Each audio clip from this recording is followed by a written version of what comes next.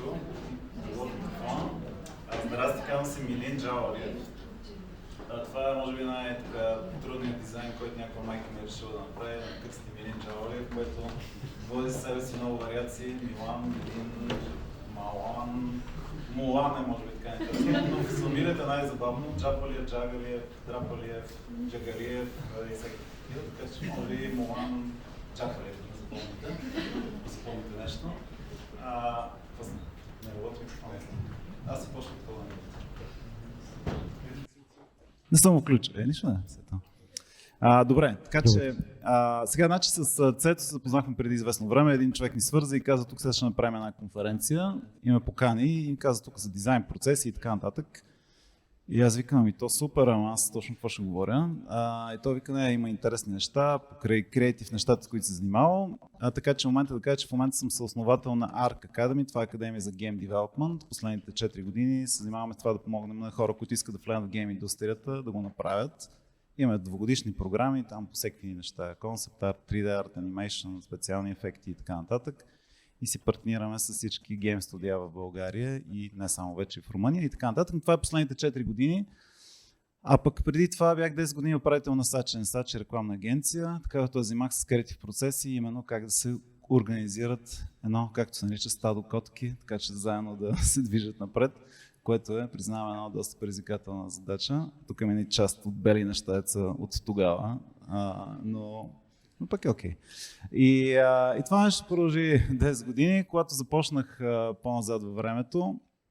Едно от първите неща, които си казах, понеже съм такъв доста принцип организиран човек, това сигурно е от това, че завърших строителна техникум геодезия, което очевидно няма нищо общо с реклама. Но пък просто така стана, че 8-ми клас майка ми каза, къде ще учиш? Аз си викам, не знам. Тя ви каза, тук има едно лище с 5 неща, които съм ти избрал. Аз викам, не е никакъв шанс, аз сам се избера. И се върнах в училище и едно мое така... В главата моя приятелка, но тя не знаеше, т.е. една невена, която я питах, ти къде ще учиш, тя каза строителни и тя вика, и аз викам, и аз ще уча там, чудесно, виж, точно виж колко добро. И се върнах, казах на майка ми, аз съм избрал, ще уча строителни, тя вика, супер, това е едно от моите 5 неща, които съм ти избрал. И аз викам, не, мама пак е права. И така. Така стана, как ти е? Но да, започнах с реклама. Беше малко иронично, тъй като първият работен в рекламна агенция беше да бъда управител на рекламна агенция. Звучи само такъв съм турпилиран от някъде, но просто вече имах опит в... Ето Христо, работили сме заедно отзад в Publicis. Имах вече опит 7-8 години в Publicis, различни позиции и тогава ми предложиха и станах управител на Сачи. И едно от първите неща, с които си казах, добре, трябва да вкарам някакъв ред, трябва да видим как ще се организират тези неща. Да, казах геодезия, там нищо научих от точно геодезия, обаче процеси, организация, проекти и така нататък, нещо беше, което го запомних, че трябва да се случва. И си казвам, сега трябва да видим как ще вкараме някакъв процес, нали? За да не е такова някакво мистично от някакво такова нещо, да не знаем какво правим, влизаме, получаваме някаква задача и съответно се чуем как да стигнем до идеята и трябва да вкараме процеси. В един момент се задълбих, така толкова се задълбах тези процеси, че то нещо в един момент започва да става прекалено много процесуално, което креатива като цяло не работи много добре, когато го вкараш твърде много в процеси. Почнах да чета какви са тези процеси, как може да се направи още креатив процеси, брейнсторминг, чета, нищо няма, някакви правила, то няма никакви правила, едни хора сядат и започват да мислят заедно, което очевидно нали, много често не работи, защото просто хората сядат и по едно време се окаже, че само сядат и какво си излизат, супер, разбрахме се, какво се разбрахме, не е ясно точно какво се разбрахме, кой ще го прави, не е ясно кой ще го прави, какво ще прави, не е ясно какво ще прави и така нататък. И нещо това брейнсторминг не можах да му разбера много схемата. Каква е? Продължаваме, сядаме, събираме се, мислим, обаче не е ясно точно. Един път го измисляме, следващия път не го измисляме, един път става добре нещата, другия път не става. Искам добре, не моля някакси да се вкара този брейнсторминг в някакви такива рамки, нещо да се подреди. Така че някакси да структурираш въобще хаоса и структурата да почнат да работят заедно. Не може, нали, така да кажем бързи отговор, или поне има някакво междинно нещо, до което стигнахме и за което ще ви разкажа. И това му казахме, така си говорихме с Цето си, просто казахме, добре, това ще може би нещо интересно, което да споделим, това до което сме стигнали. Така че започнах там някъде да си мисля как мога да се организира, така че в идеално главата ми представях как взимаме една точка, стигаме до друга точка, това по средата го разкарваме, т.е. няма нужда от него. Този целият процес, дето така се умешва всичко. Докато правих тези слайдове, сетих за една реклама назад в времето, която много ми харесваше и ще ви я покажа. Тя вече към днешно време, сега назад извинявам се, сигурно малко не се вижда много хубаво, но към днешно време, примерно тук сега как ходят мъжете до туалетна, т.е. пият бира до туалетна, при жените дизайн процесът е по-дълъг. Разбира се, нали, това е. И първо се радвам, че живеем в България и те неща може да ги гледаме нормално и да се смеем, а не таки, защо тук на жените, как така. Ето сега, примерно имаш, тя понеже в 3 версии, нали, ето сега, мъжа просто проминем от тия пие бира, жената може ми е през много такива неща, докато и много различни вариации, на които да стигне. И така, това е назад времето на реклама на бира, което много ми беше харесала. И сега това е може би най-забавното, нали, тук с бира, момиче легло, тук при вариациите при жените наистина са доста безкрайни. Но както и да е, смисъл в горе-долу из дизайн процесите, нали, така стават нещата. Но така че почнахме да мислим как можем да вкараме ред в хаоса. Това някъде започнахме да работим за Lidl, което първият път, когато получихме задание от Lidl, беше 2014 година и аз викам, не, това е абсурдно. В смисъл, тя съм баба ми ходи до Lidl там за банани и така нататък. Ние някаква креатив агенция, какво ще правим с този бранд, нали, не ми звучи ми абсурдно. Обаче в един момент видяхме с тези хора, стана интересно, те казаха, че искат да правят някакви интересни неща, ние викаме, добре, ще видим какво ще правим заедно. И почнаха много проекти да се случват, там започнаха назад хляб, менеджер свежест, майстор грил и всякакви други неща, които почнаха като проекти да се появяват. Сега недавно си говорихме в паузата, че по принцип в креатив процеса в агенциите, в рекламни агенции се едно такова, дето дават и бързо една задача, трябва много бързи резултати и те трябва да работят и ако не работят се чао. Просто горе-долу това е така краткият път на обикновено 1-2 годишно партньорство агенция, съответно клиент. Когато успееш да задържиш по-дълго време, някакси хората започват да се вижда някакъв резултат. Затова и Lidl просто във време стана така, че започна да се промени имиджа на магазина. Хората започнаха да си казват, тук има много интересни неща и от един тотално непознат магазин, непознати продукти. Хората започнаха да имат любими продукти, да спорят, да си ги защитават. Това ми е мое, тук сега. Тая гормозола, това е така, виж тези неща. Всеки от вас има любим продукт, няма да се правите. И така. Обаче като почнаха много проекти да се появят, и ние тогава си мислихме как можем да структурираме цялото нещо. И този структуриран хаос накратко е такъв процес, който да може да се движат всички в една посока, които всъщност не искат много да се движат в една посока хора. И накратко, има смисъл, това е процес, който още от SACH UK така ни го споделиха. Той се нарича Creative Tribe и взаимства начин, по който едно племе цяло, което взех дефиницията, нали, няма да прочитаме цялото, по-скоро ми станаха интересно това, че social communities, common culture има и лидер. Нали, горе-долу това са основните неща в този модел, който е Creative Tribe, в който едни хора се събират, има едни определени правила, след малко ще ги разкажа, и те минават през едни процеси, които са леко структурирани, ама не много, защото иначе бързо се убива така креатив нагона. И след това, минавайки през всички тези процеси, много е вероятно да се стигне до един креатив резултат накрая. Нали, сега това е пожелателно, но във времето, като се тренира, започва да се случва. Въпросният Creative Tribe накратко, примерно, това е резултата от целия Creative Tribe. Между другото, Creative Tribe ражда и от копирайтери стават папи Хансове хората, но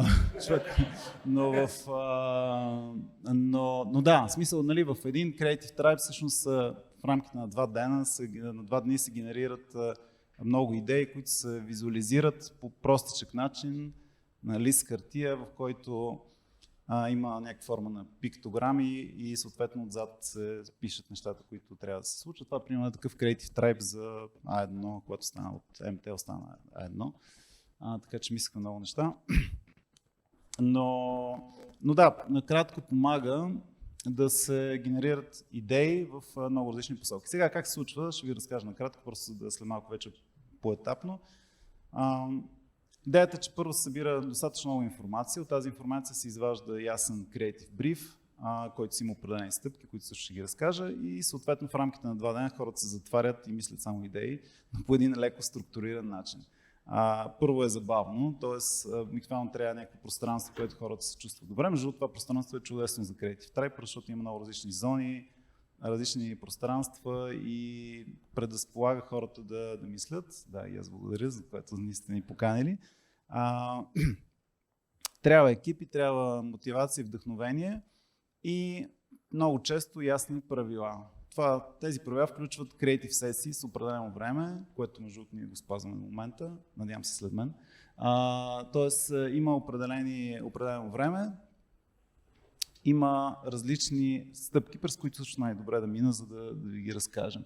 Преди трайба, една от важните неща е да се, т.е. когато имате една креатив задача, една от ключовите неща е да се изведе достатъчната, не прекалено много, но не и малко, така да го наречем powerful информация. Защото много често ми се случва, влизаме в някакъв проект, имаме твърде много информация, ти се загубваш, въобще не знаеш точно какво ти трябва, друг път има твърде малко информация, така че вие знаете много добре всеки един процес, който правите, че трябва да се намери баланс между тази информация и то ключови и важни неща. Сега, от тази информация, сега в една на случая Creative Agency се изважда Creative Brief. Този Creative Brief трябва по някакъв начин да те вдъхновява. Често казано, много често не е много вдъхновяващ. В повечето случаи предложенията са по-вдъхновяващи, но в един Creative Brief има няколко основни точки. Едното е целта, която искаш да постигнеш. Пред тази цел има един проблем, който ти пречи да постигнеш тази цел. Този проблем се отключва с един така начин на английски инсайт или прозрение на български, който ти трябва да го не трябва да си го измислиш, трябва да го видиш сред хората. Инсайт на български най-доброто цел е неизказана човешка истина. Тоест нещо, което е истина, не си го измисляш такова от някъде, но е неизказано. В повечето случаи някъде вътре в тебе. Сега понеже ли да отдавах пример, да кажем, хубав инсайт, който нашите стратежи хора тогава извадиха, е, че вкусният хляб не стига само до вкъщи. Нали, това е нещо, което като цяло ти във времето разбираш, че нали, това е някакъв инсайт, който в повечето случаи го наблюдаваш, хората го виждаш как се държат, нали, това и във повечето от вашите случаи виждате поведението на хората, което те отвежда до това да стигнеш до някакъв такъв тип инсайт. Този инсайт, да, припомням, той отключва проблема пък пречи пред съответно целта и вече отключвайки си инсайт имаш някакво предизвикателство пред комуникацията. Да, трябва ти информация, трябва ти бриф, трябва ти да е ясно какви са точно тези така наречени нещата, които трябва да постигнеш. И всички тези неща всъщност са добра основа, за да хората, и трябва да има място, което да могат идеите да растат, грубо казвам. Тоест наистина да е подходящо мястото, за да могат тези екипи след това да се разделят и така нататък. Това е преди самия трайб. Сега самия трайб, както казах, има така лека спиритуалност. Тази спиритуалност може да се подкрепи от всякакви неща, които човек си хареса, но въпрос на избор. Въпросът е, че хората събират се заедно, има лидер, има човек, който определя правилата. Тези правила обикновено са свързани с продължителност на сесиите, идеите, които трябва да се измислят, как да се визуализират и съответно те трябва да се случват много динамично. И е буквално изцедващо. Накрая аз съм бил в ролята на измислящ идеи и на човек, който води процеса. Когато си води процеса, просто от края на деня, глава е мах, ще взимаш друга глава, нали горе-долу така вървят нещата. Но духа наистина трябва да има много силен дух, т.е. хората са събрали и трябва да вярват, че искат да постигнат тази цел, т.е. каквато е конкретната цел. Този дух се подкрепя, честно казано, не знам, нали, това е най-трудната цел, да държиш хората мотивирани, обаче не ги смачкаш такова с поднацки. Не сега, ако не го измислим, край всичко приключва. Нали, това е много фин баланс. Знам, че не ви казвам нещо, което да може да си го вземете, обаче наистина е много важен духа. И много често понякога се бърка в това, че като се даде прекалена структура, духа изчезва и хората са някакви с духа. Ние сега трябва да го измислим нещо, какво трябва да измислим. И моята роля като менеджер била много, най-ключовото неща е било да поддържам този дух, да поддържам цялата енергия. Така, има много силен лидер на обикновено. Този силен лидер е важно наистина да държи нещата под контрол. Този лидер обикновено е човек, който определя правилата, всички го слушат и той е точно трайп лидера. Той е човек, който казва сега започваме, връщаме се 20 минути. Той е човек, който ходи и след това, като се връща на 21-та минута, те гледа криво, държи нещата под юзди, обаче съответно не ги предобре нещата. Наистина така някакси вдъхновява хората. Има обикновено така наречените откриващи игри. Обикновено всяка сесия си има. Това е много важно за духа. Има цял набор, който ми интересно, мога да ми пише. Даже има и цяла книга, която е Impro Games. Тя е точно такъв тип неща. Вчера с едни ученици как ги забавлявах по този линия. Има всякакви игри, които помагат да се разчупи духа, да се вкара енергия. На скраба очевидно не се играе. Но да се вкара енергия има за игри за 10 човека, за 50, за 100 и така нататък. И те дават, игрите са нещо много важно. Знаете, още деца играем, просто вкарвате в един друго настроение, друга атмосфера. Така че те са важна част. И да, има един такъв процес, който постоянно трябва да не спираш да мислиш. Обикновено се започваш с по-кратки сесии и във времето се вдига времето, защото той се вдига, примерно в началото има сесия 20 минути, после има сесия 30 минути, след това има 40 минути, обяд, след това 50 смисъл. Мозъкът в момента се изпържва от всякъде, защото накратко ти трябва да разделят се на по 2-3 човека и трябва да отивате, мислите 20 минути, си връщате с най-добра идея. Винаги трябва да имате минимум една идея, няма шанс да се върнеш без идея, мога да е тъпа идея, просто да се върнеш с нея. Тази идея на един лист, отпред правиш някаква пиктограма, която накратко ти разказва, по някакъв визуален начин показва каква е идеята, отзад с 2-3 изречения описваш каква точно е идеята. Сега, ако имате някакъв дигитален продукт, там се търси някакво подобрение, това е абсолютно приложимо. Така че, но когато имаш екипи по 2-3 човека и съответно 10 екипа, в един момент тук пода започва да побелява, започва да стават много неща. Те започват да се кластеризират, как се нарича, т.е. започват да могат да се групират в един момент. Някои се препокриват, други се допълват и започва един много интересен процес. Това е ролята на лидера, той да групира нещата, да ги в някакъв момент след 2-3 сесии. Защото примерно казва, окей, дайте сега да видим как можем това приложение, да кажем, да го подобрим. Сега как мога да го предсакаме зловещо, кое е най-доброто нещо за да го унищожим. И знаете, че много често излизат идеи от това как да унищожиш нещо обратно, как да го подобриш. И тогава вече те започват да се групират нещата. И визуално наистина е много, много яко, защото офлайн, не е дигитално, обаче много често хората това ги отключва много, много добре. Тоест и така. И всъщност AfterTribe сега това нещо може да се направи за един ден, може за 2 дена, естествено генерира повече и повече идеи, както видяхте за примерно заедно на брифа, цялата зала. В момент е много ключова роля да се групират всички тези идеи, да се станат клъстери, съответно да почнат да се... Едно от важните неща след трайба е да се направи селекция на добрите идеи.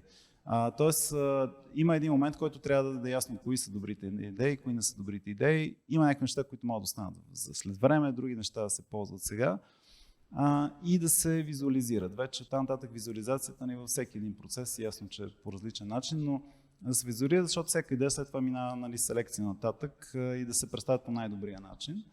Но да, първо се започва като игра. Наистина, буквално това, ако трябва да запомните, това, което за мен е най-интересно в този метод, е, че просто е като една игра, има дух, има енергия и това е нещо, което помага на хората да отключат един сложен проблем по детски начин, всъщност.